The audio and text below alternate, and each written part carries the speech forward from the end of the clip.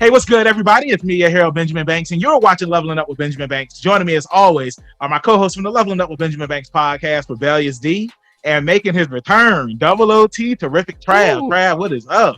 Hey, I'm back, sunburned and all. Your boy got tanned up, baby. Sun's out. Sun's out, guns out. And joining us today is a very phenomenal person, very positive. We met him at Superstar Anime this year, and that is voice actor Brian Donovon. Brian, how are you doing today? What's up, guys? Good. Which side of me do you want? Do you want this guy or do you want this guy? Hey, wait, look. Wait a minute. Or do you want this? Oh, wait, where is he? That guy. Hey, I feel like if we go that's me with a sunburn. Oh yeah.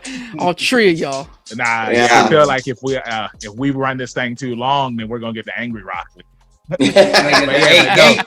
Yeah, you know what's funny is what's funny is I didn't realize he had so many. Like there's 4 of them or something. I just saw that. I saw that. It's like, whoa, what else? What else is in there? Maybe Kakashi will show up. Kakashi. Yeah, nice shirt, Benjamin. Thank you. Whatever. I'm sorry. Look, I couldn't find a Rock Lee shirt for the episode. I mean, at least I'm trying. At least I don't have an Iron Man shirt. This guy will be like, wait, what? That's weak, Banks. Don't put. Hey, just because you're getting roasted, don't point at me.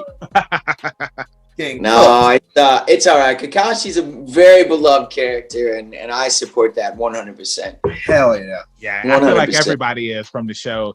And, we're going to talk about Naruto when we get into the interview. So everybody that's watching, make sure that you like this video, you subscribe to the channel, and you hit that bell button. So that way you're always notified when we have new content here on Leveling Up with Benjamin Banks. And D, like you say every time.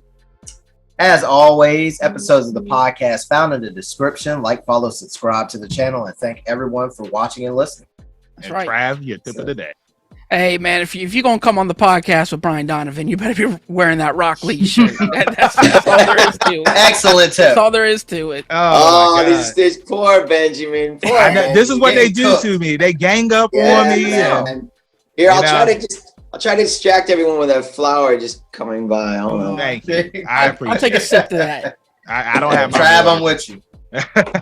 All right, here you go. Cheers, boys. See, everybody has something except me. I mean, I don't even have the remote. Oh yeah, even Iron Man. I got the remote. I got the remote. Yeah. You have that great shirt on, Benjamin. That's all right. What else more could you need? Man. Just full focus. Oh my God, man. But Mr. Donovon, the first question that we ask every guest up here on Leveling Up with Benjamin Banks is, what is your origin story? Every hero or villain has one. So tell everybody who you are. That's a great first question. Very, man. I'll take you down the path. So when I was a kid, I was very, very lucky. I'll even do a visual for the fans and all your listeners. But so that sweet soul is my little sister, who's now dancing on clouds with Patrick Swayze, dirty dancing on clouds with Patrick Swayze, and maybe even singing with Olivia Newton-John. But long story short, her and I were, my sister and I were best friends.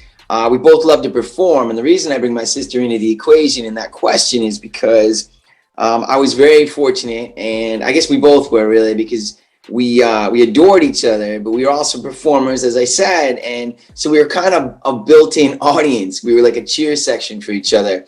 And to have that kind of love and support and admiration and cheer from someone, me for my sister and her for me, it just kind of really builds you up, especially as a performer, because you just feel like, I got something to offer. Like, I'm making her laugh, she's making me laugh, and we just got this constant, beautiful energy going back and forth without getting too ethereal. But, and it was just an awesome launch for anyone that aspires to perform, right? Because we all need cheerleaders in our lives, no matter what we are doing or pursuing it, from whether or not we're kids or into adulthood. We need it more as adults, really, I would argue.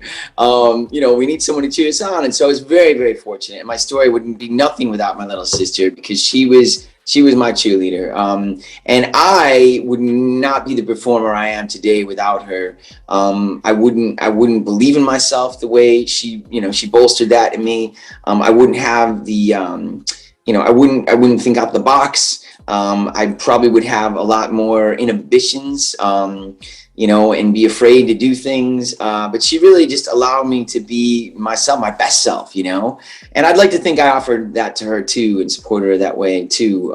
Anyway, so that led me to, school plays and musicals in high school. And then in college, probably is where especially the voice of me really, kind of matured. I was a DJ when I went to university.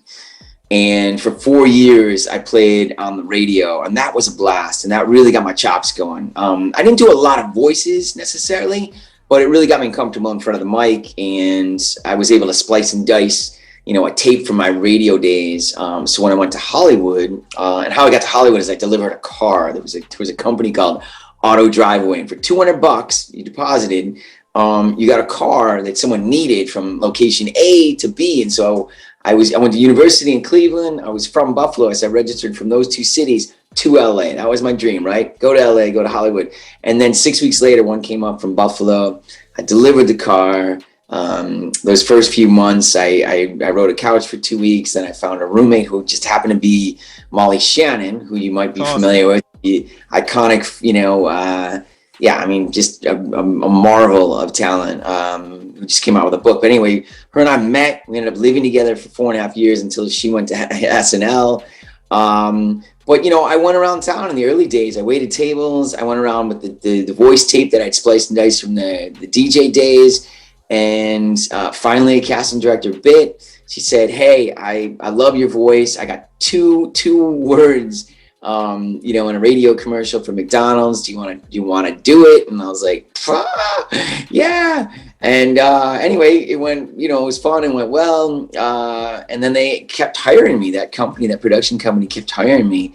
And then I was kind of on my way, as they say. But I still waited tables for 4 years. I think that overnight success thing, and that people talk about, that's a myth. I mean, I don't know. I'm not sure I know that's happened to anyone. I mean, not personally. I know you hear that story occasionally. I was walking the beach and this casting person came up to me and said, "Oh my God, you'd be great for the new Baywatch," And sure. Some people, there are those stories, but those are anomalies. I mean, really the overnight success, you end up, if you dig deeper, you end up finding out that, it was years in the making. But yeah, anyway, so that was my trajectory. And then anime came later. I didn't do my first show, Flint the Time Detective, until 99. So I landed my feet in Hollywood, LA in 90. And then anime kind of, came into my life in 99. So about 9 years later. Nice.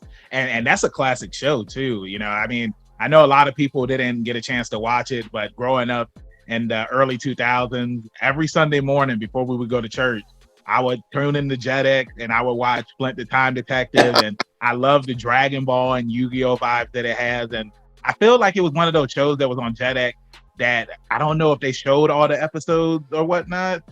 We only recorded, I think, 2 seasons, and it just never got traction. It never got the love, and of course it was competing with Dragon Ball Z and the early days of it was not of that caliber. Like, it was cute and it was fine, but it just never found its audience. But c'est la vie. But that, unfortunately, that same team went on to do Digimon. So, and I think I would say to your audience, that you just never know, trust that, if you do the work and you get good at what you do, whatever it is, that, that the thing that you kind of hope happens, it might not look exactly like you think it's going to look, but you never know where that stuff's going to lead, because really that team went on to do Digimon, and then part of that team went on to do Naruto. And so, when I look back at my stepping stones, even though Flint never got traction and was like kind of a dud, I guess, in the world of anime, that led to Digimon, which of course led to Naruto, which, the rest is history, as they say. But yeah, I mean, just kind of trust that, you're on your stepping stone for a reason, and that you never know where that's going to lead. And so, yeah, that's kind of what happened. But I do love Tony Goodwin, and I was able to, in Flint the Time Detective, I was able to get my chops going. Like, I was able to, really because anime is a very different beast, you know, than anything I had ever done before. Because essentially it's dubbing, you know, you're lip flapping, you know, and so it's a very unique and specific talent, for lack of a better word. And so Flint and the Time Detective, you know, they really got me good at it, and it was able to kind of work the muscle out, if you will, and train, you know, for this show that wasn't quite getting the traction. But, you know, again, by the time I got to Digimon, I was well conditioned. Now, Mr. Donovan. Oh yeah. One of my questions that I typically ask is if you had one tip for anybody looking to get into it, since we're kind of here, could you give us 2 tips that you would give to somebody who's looking to get into voice acting or acting? Yeah, what would you say? I mean, I would. Yeah, I would say first and foremost, like as mentioned, it's conditioning, it's a muscle, right? So you know, whatever your dream is to look like, you know, the cover of a romance novel, you go to the gym, you work out. There's no shortcuts, right? Yep, that's right. If you want to be a voiceover actor, you got to do the work. You know, with any dream. You got to do the work. There's, you know, again, there's anomalies and those crazy stories you hear, but really, truly, if you dissect most people's dreams or dreams coming true, you will find that it's a ton of work and you got to do the work. And so first and foremost, it's a muscle and you got to work it out every single day, or at least 5 to 6 days a week, and do something towards your career 5 to 6 days a week. And by that, I mean, you know, if you've gone through your whole day and you haven't done some voices or worked your vocal cords out, or combed Google and said, you know, what classes can I take remotely, you know? Because I say a lot, well, the other one, to answer your question, like, I guess the official other 2 is, if you're truly interested in the voice world and voice acting, then I would get a graphic novel or any novel. It doesn't even have to be a novel, but you have to, I would go through that and I would read it and do your characters throughout. And I think I mentioned this, Benjamin, you know, when we did our panel recently to the audience, because, you know, I would just go through a comic book, whatever. And it doesn't have to be the voice. You don't have to mimic the voice. If you're reading a comic book and it's Spider-Man, you don't have to do your best Spider-Man impersonation. You do your Spider-Man, you know, you do, or you make up a whole nother thing, you know, but you just go through that whole book and you do the protagonist, the antagonist. You don't have to do them all, obviously. If you're a man and you don't, you know, you can't get a high female voice or a little boy voice, that's okay. Embrace what you can do, because that's the thing, you know, so many people think, oh my God, if I don't have a repertoire of 300 voices and I can't do little boys and do the villain too, then I'll never make it. No, caca, man. What I do very well. But I know people that do it better. I know people that have those 300, you know, those 300 voices and the jukebox at, you know, A16, in the world, you know, you know, and then whatever, B14, oh, you silly little boy. But there's people like Steve Bloom and James Arnold Taylor, and they can just beep, beep, beep, beep, beep, beep, beep. Tom Kenny, another one. These are the greats. And a lot of times, young aspiring or not even old aspiring, you know, people, they're intimidated by that. They're like, oh my God, you know, I'm not Tom Kenny. You don't have to be Tom Kenny. You have to be you and bring your best self to it and trust that what you have to offer is going to be good enough. And if you believe in yourself that way and you work that muscle out, then you are. Like what I do, again, is very niche. Like I've gotten very well known to doing younger boy voices, right? And that's fine, but I don't, you know, very, very rarely, you know, do I dip into the villain or that, you know, it's just other people can do it and they can do it better. I can do it, but I very rarely get cast as that. And so that's okay. You know, I just do what I do. And I would encourage that for your audience and people listening. Just find what you do and what you do so well. You know, it's like the Bruce Lee says, you know, it's like I would be more afraid of someone that did one kick 10,000 times, practice one kick 10,000 times, than someone that knew it 10,000 kicks and practice it one time, right? Because they're not going to be as effective. They might go, wow, they show and all this, but you know, and then Bruce Lee is going to go pow, and he's going to knock you flat because you suck at all those 10,000, you know, moves. But if you practice that one move 10,000 times, I guarantee you're going to win some fights. And I don't condone fighting, but I hope you understand the analogy. Oh, and that's why you're Rock Lee. That's right. I picked it up. That's right, baby. Do you hear that, buddy? Do you hear that? Hell yeah. To piggyback off of what you had said, Brian, like when we had interviewed Ken Forey, and you could check out his interview, it is up here on YouTube where you can listen to it on the podcast. He had gave some similar advice. He was just like, if you read a book, you should always read aloud, because if you want to get into voice acting, like that really helps, because you learn like the different tones, and then you can go back and be like, well, maybe I should do it at this tone, or maybe I should do it at a higher tone. So the advice that you just gave is really solid advice to anybody that wants to get into voice acting. Yeah. And really, you'll find that a lot of singers are in voice acting, and they're in voice acting for a reason, because they've learned how to breathe. So if you don't know how to breathe, or to use your voice in effective ways, or in ways that aren't going to hurt you, then I would take your basic breathing class, or even start meditating, and just take a breath class. That would be a profound improvement to the base, because really, like anything, building a house, building muscle at a gym, you got to think about those foundational things, and breathing is as fundamentally and foundationally as important as anything else. So go to your local breathing class, or watch some YouTube videos on how to breathe, and the best way to breathe, and also how to open up your voice. And that there's tricks to that. There's tricks. So try not to like blow it out and do crazy stuff without some of those foundational things in play, because they're super important, and it's also going to give you the legs to have a sustaining career. Like you think about some of these rock legends, these greats. Yeah. They don't sing for 50 years without training in that foundational stuff. They would never last that long, and a lot of rockers don't. And whatever, I say rockers, but you know what I mean. They don't, because they don't know how to use their voice, and so they blow it out, and then it's over before they started. So just some of those foundational things are so important. So something I wanted to piggyback off of is earlier at the start of the interview when you were talking about your sister Kelly, and I just wanted to talk about Kelly's Hollywood, which was the documentary that you wrote and directed.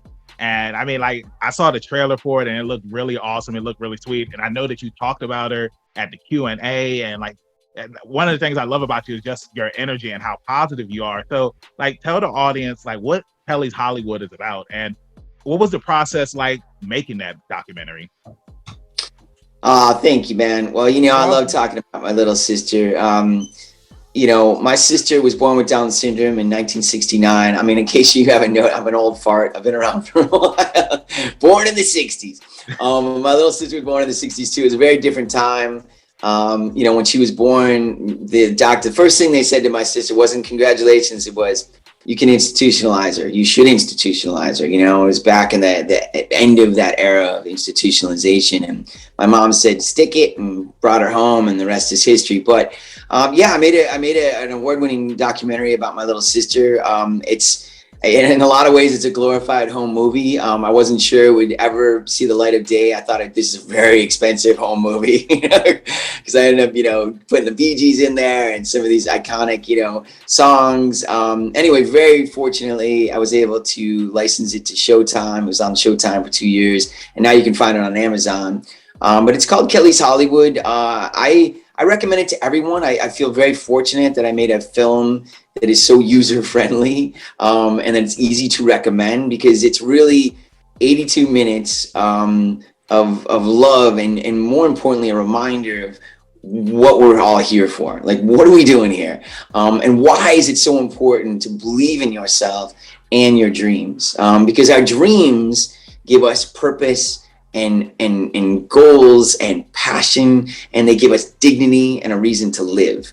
And that's for everyone. And specifically, with my sister and really my other life, if you will, besides acting and doing the cons and stuff, is, I go around the world and speak about disabilities and advocacies for them and the dignity of dreams. But no matter who you are, your dreams are important. You're here for a reason, and it's vital to remind yourself of that. To look in the mirror while you're brushing your teeth, or you're laying on your pillow at night, to remind yourself that you're here for a reason, and what you have to offer no one else can. And sometimes we get beat up. Life is hard, especially as we get older. We get beat up, and sometimes we don't feel that way, or we've been truly beat up by people in our lives. And these people that say, "Oh, I'm your fan," or "I'm your cheerleader," but really they're knocking you down. But at some point you find your cheerleaders. You have those conversations with yourself in the mirror while you're brushing your teeth, or on your pillow at night, and then the next day you get out of bed and you hit it, and you hit it hard, knowing that next day, that fresh day, is a blank canvas, and you can, the world's your oyster. I mean, it really is. And your dreams aren't always going to look like what you think, or what you perceive them necessarily. But if you do the work, you will achieve them. And I really believe in creative visualization, and that, taking us full circle to the film, it really is about creative visualization. My sister, with every fiber of her body, mind, and soul, believed that she was a diva, that she was a performer, that she had something to offer in that way. And she dreamed of it, and consequently, that ripple, moved her universe, me, and everybody in it, towards that goal, consciously or unconsciously. And now she's on your TV at home, and the odds were so against her. I mean, you couldn't go to Vegas and find crazier odds to, for Kelly to have realized that dream. And I guess that's why it's so important for me to be the dream cheerleader, because I've seen it. I've seen it, and I've seen it around me with friends. I've seen it in my own life. I've seen it, most importantly, with my sister, when the odds were stacked so far against her, from "you should institutionalize her" to now she's starring in her own movie on your TV at home on Amazon Prime, right? And so that really, that's the film. I mean, whatever, you strip things away and it's a love story between a brother and a sister. But it really is about dreams, and reminding people that your dreams matter, and that you're here for a reason, and to love. We can never love enough. And I think that's also important, because we are in a crazy time, man. I mean, a crazy time. I mean, we all feel it. Doesn't matter what side of the coin you are on, we're all feeling it, and we need more love in the world. We need more love, and so yeah. Anyway, so I can't recommend it enough. It's 82 minutes. Make some popcorn, curl up with the people you love, and I promise you, you won't regret it. And again, I hate promoting my own stuff, because I feel like everyone's just promoting their own. Do it. Yeah. And Well, we love that. Every guest that we have up seen. here. I'm sorry. Go ahead, Trav.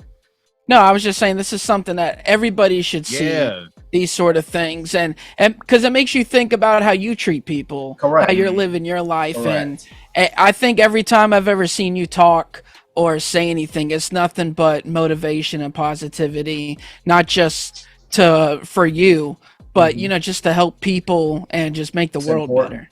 It's important, support. And that's something I preach to my little people. I'm sure Trav goes through it sometimes with his girls.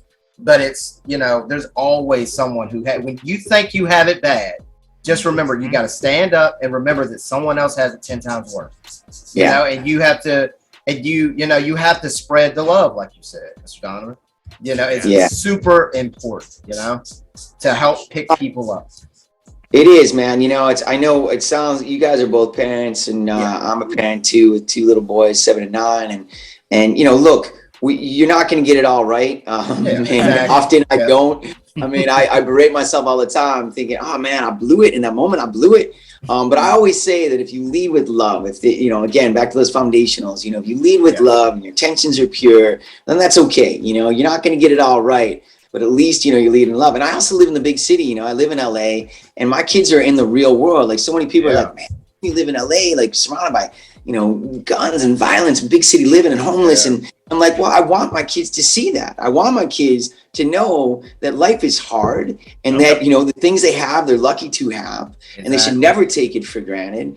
And they should appreciate everything, and also be empathetic to other people's struggle and pain and the things that they're trying to get through. And, and again, that's not always successful either, but you try, and that's all we're doing. And that's the beauty. I mean, really, truly, coming back to old Bushy Brow. I mean, Benjamin knows this. I mean, I love this dude, and I love him because of that. Like, I love him that he never gives up, and he always tries. He leads with a pure heart. He persists. He's got tenacity. Like, all these fundamental things that we need as human beings to survive, Exactly. and to get through it and to be our best. And we're not always going to be our best. The best is never, there's no cap to that, right? We're always, you know, we just have to evolve and we have to try. And that's it. We just try. And, you know, we move forward. You know, there's a great saying like, you know, I skinned my nose. At least I know I'm going forward. Oh, I like that saying. You know? I heard that. Yeah. And there's two things that you brought up was creativity and good old bushy brow. And, you know, we've had a lot of fans write in for questions for you. And one of the questions I really liked was from Dan. And he was asking how much input do you have for the nuances of a character like Rock Lee? Because a lot of them like hearing about what they wrote before you came in. And then when you came in, what tweaks did you start making when you really start getting into the character as the episode's going on? Just, you voiced them for so many years now, hundreds and hundreds of episodes, video games, movies, you know what I mean? When you do something like that, you're that character. So when do you think you started implementing your thoughts on who Rock Lee was? Yeah, that's a great question. And shout out to Dan. Great question. Yeah, shout out to Dan. Way to go, Dan. Love you, man. Yeah, no, I mean, it's a great question because, you know, we are very fortunate that this has had the legs that it's had, and that, you know, hundreds of episodes, and, you know, have grown up with Rock Lee and vice versa. And I think most of the actors that have been on the show for as long as they have will say the same. I mean, it's a real luxury. It's a gift to as an actor, a performer, to grow up and have these many years with a character.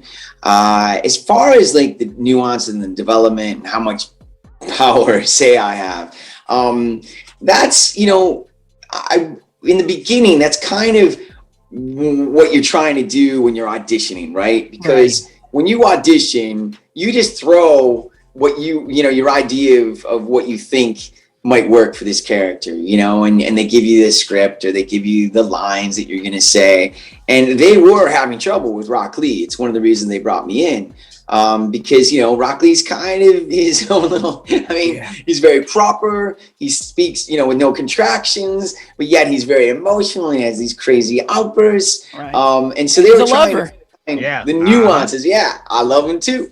But, you know, they were trying to find, you know, the nuances, Dan, the nuances of the character. And so, yeah, it was, I'm not going to lie, it was tough because I contract, you know, we all contract in this world, right? Yeah. I mean, no one says, I will go to the store now. I mean, it's, I'll go to the store, you know, or I should not. You know, no one talks like that. And so just that alone, I was just trying to find and make it normal and make it sound natural that this is exactly, you know, how someone speaks.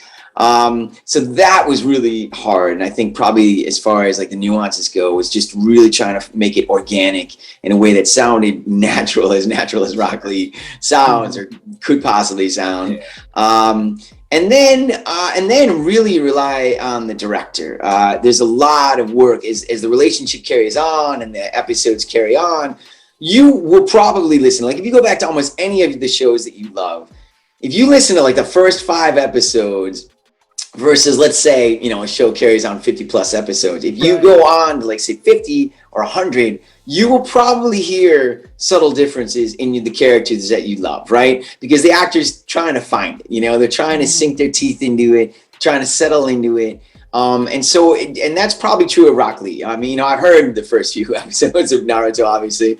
And yeah, I mean, I can hear it. I mean, it's subtle, but I can hear that, okay, you know, I got some of that and it's, you know, the elements are there. But it wasn't until it carried on that I was like, you know, all right, now it sounds more grounded, sounds more, you know, natural, as much as Rock Lee can. And so, but that you really rely on the director for that, you know, okay, let's, you know, in the emotional, you know, kind of component of it. Okay, we need to be more dramatic or more sensitive, more vulnerable, or more, you know, with guys, she's like, oh, more, you know, like, and I'm like, really, you know, and so I really relied a lot on Mary Elizabeth, who is, you know, the iconic, you know, director of the show, and many others, and she's amazing. But I did rely on her a lot to, you know, find it together. But you don't really have a lot of say in, you know, the words that you say and the script. A lot of times, because you are matching the flaps, you know, you're like, blah, blah, blah, blah. Sometimes things won't work as written. So then, you know, the director and I will kind of work the script a little bit to make it work in the timing and the flaps. So there is some say there. But, you know, as far as content goes, not that much. As far as emotional component, you work with the director. You know, for instance, you know, the drunken fist fight, you know, one of the iconic fights of Rock Lee. Right. You know, I don't drink. I haven't drank since I was, you know, in high school before a couple dances. I got drunk once, I think. And so I walk in and she's like, oh my God, wait till you see what's coming. And this is so funny. And it's great. It's a drunken fist or loopy fist for broadcast. And I was like, whoa, what am I going to do with this? You know? And so when I started, Mary Elizabeth's like, oh, no, you can go crazy. Like, you are drunk. You are like, what? Slurring words. And so I had to be like, all right, give me a minute. You know, like, I'm like, okay, what am I gonna do with this? All right, I'm drunk. I'm like, slurring, you know? In fact, that is the only episode that Rock Lee does contract.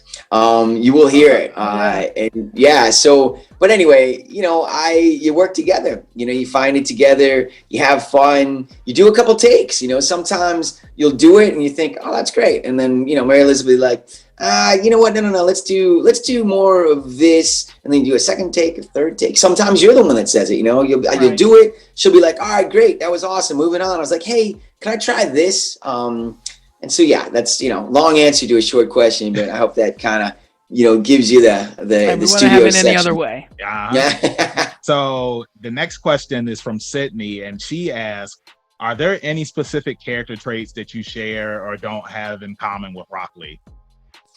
Oh, wowee. That's fun. You know, I'd like to think that we share a lot of them. You know, I do feel like I persevere. I do feel like I lead with a pure heart. I do feel like I've never given up. And so I'm really, like I said, like I feel very fortunate because my own ethos and my own messaging has always been that. And you guys have kind of alluded to that a few times when you've heard me speak. You know, my message has always been, you're your own superhero. You know, like I created a children's show, you know, 20 years ago called Mighty Me. And it's all about having a superhero spirit right next to your heart, you know? And that's what I teach my kids. Like you have that superhero. We all have it, you know? We just got to tap into it. Never forget it's there. Rely on it when we need it. And so my message has always been that. So again, I feel very fortunate that I was able to do this character that kind of represents, you know, these elements, you know, of never giving up. You know, I can't say I'm quite as passionate as Rock Lee when it comes to Sakura. We diverge a wee bit, and I probably have to say that because my wife can maybe hear me. But yeah, I didn't quite have the lust for Sakura that Rock Lee did. So, you know, that's just great acting, boys. But yeah, no, I don't know. I mean, I feel very fortunate. You know, in fact, there's another voice actor who I'll allow them their anonymity so I don't blow their cover. But, you know, a lot of the voices they do are very dark and very evil and he's like, man, like, you know, I kind of wish I had a Rock Lee in my arsenal because, you know, I want that to be my messaging, but you know, it's like everything I do and say and the quotes I have are all like, you know, I'll eat your flesh, you know, whatever. I made that up. But you know, and he's like, yeah. And then, you know, and then he gets the question, are you a lot like your characters? You know? Like, Yeah, he's like, yes, I'm evil. But you know, so very fortunately, you know, my most well-known character, I think we align in a lot of ways. And so, yeah, lucky ducky me, you know. But yeah, he's fun. He's goofy and really you can't give up if you pursue anything, including life, man. As we know, especially these fathers here, my fathers, I mean, you know, you got to get out of bed, man. That's right. Hey, I'm the odd man out. Yeah, but that's okay. There's still time, Benjamin. There's still time. Yeah, Banks be getting out of bed. Banks be getting out of bed. Yeah, he gets out of bed. Mm-hmm. He gets out of bed. Trav or D, y'all have the next question? Trav, you got something, or you want? Oh yeah, no, I was bro. trying to let my man go, but your boy's back, and Go for I had it. one more from this one's from Sydney too. It says I've heard VAs voice actors will often use specific lines to shift back into their character. Is there a recall piece of dialogue you like to use for Rock Lee that kind of puts you in the Rock Lee mood? Oh, What's that Rock Lee absolutely. line? Absolutely. You know, I'm the handsome devil of the Hidden Leaf Village. Lee. There you go, man. No, man. I mean, no, it's yeah, absolutely. I say that every session I ever had, every recording, I'd be in the booth, and old Bushy, I'd be channeling old Bushy Brown. Yes, sir. And yeah, I always with that one. When I was doing Digimon, it would be like, Digi Armor Energize. Come on, guys, you gotta go back to the digital world. It's like you got to get in the groove because yeah, man. often, like anything. I mean, you're gearing up for anything. I don't care what your job is. Like you gotta put the jersey on. That's and right. With voice acting, it's that's your jersey. You gotta get there. And I think all of us do it. I would imagine. Maybe you have a short session and you got a few lines. Like occasionally, like, hey, we need you in the studio. We got 3 pickups, and so maybe you just kind of spit them out. But if you got a big old session and you got 2 hours ahead of you, and it's all Rock Lee, then yeah, I always say that line, and I'm like, ready to go. There it is. Spirit in you. Yep. Now I did have one question of my own I wanted to ask about auditioning. Did you have the opportunity to audition for any other characters on Naruto? Whoa, dude, you know what's so crazy that you are the first person that's ever asked me that question. Oh, wow. Look at that. Which is so well done, Rebellious D. Yeah, man, I have never been asked that question before, and it's funny too because the last couple panels I've been on, Naruto or Miley and Yuri like joke about that because Yuri actually auditioned for Naruto. Wow. And so they joke about that all the time, and then of course they landed exactly where they're supposed to land. Right. They're both iconic, amazing, perfect, As you did too. I guess so, right? I can't visualize Rock Lee than anybody else. So I appreciate that. No, I really do, man. I really appreciate it. I mean, look, I got figurines on my desk of Rock Lee for a reason. I mean, man. He's been good to me, and he reminds me of all the things he represents, and we all need that. But no, I didn't. In fact, I did not. Again, I think they were having trouble. And because I was doing Digimon and had gotten off Digimon and in a lot of ways, again, typecasting, in a lot of ways, Davis from Digimon is, they're very similar. I mean, they have a lot of character traits and even the vocal qualities they wanted, and that enthusiasm and that, that over enthusiasm really, so they share a lot of those qualities. And so I think, because they were having trouble and they're like, you can do this, and even in the audition, which is very rare, like I kind of knew it was mine to lose, you know what I mean? I mean, I knew the team was behind me. I knew they wanted me, and they were excited about, bringing me in for that, which is a luxury, man. That does not happen enough, in your career as an actor and performer. But for that, I felt pretty good about, and I knew enough of the team, and they knew that I could do it, like that I was, I had done a lead character in Digimon, I'd done the show, and that matters, because when they're passing you the baton, like with any job, they want confidence that you can do it, sure. Which is the blessing and the curse, right? Because it's not often you have the luxury of that position. Usually, like you're the new person, or they're taking a leap of faith, right? Like Flint, they had to take a leap of faith. I'd never done dubbing before. I'd never done a lead little character on a show, and so you need one of those. You need them to take a risk. Yeah. But yeah, with Rock Lee, that was it. They wanted me or thought that they would want me for that, and it turned out very fortunately to be the case. Yes, yeah. Sir. Yep. Yeah. So, I mean, go ahead. D? Oh no, I was just gonna go ahead. Rock, paper, scissors. Rock, paper, I'll scissors, shoot. I'll play. We have those. Rock, paper, scissors. Come on, man. All right, go ahead, Big All right, I'll go ahead. So this is the final. I'm a gentleman. This is the first time we did rock paper scissors on the podcast too, but this is the final fan question, and this comes from Sterling. He wants to know, how did you feel when Lee lost to Gara during the tune-in exam, and never got any redemption after that? That's his question. Yeah, man. No, like everyone. I watched that in real time. When I got to the studio that day, Mary Elizabeth's like, "Woo! Wait till you see what." And at that time, because it was still early days, there was an engineer and a producer. There was some of the team still there to make sure we were getting it all right. But we all watched it in real time. We watched the 43 minutes or whatever it is.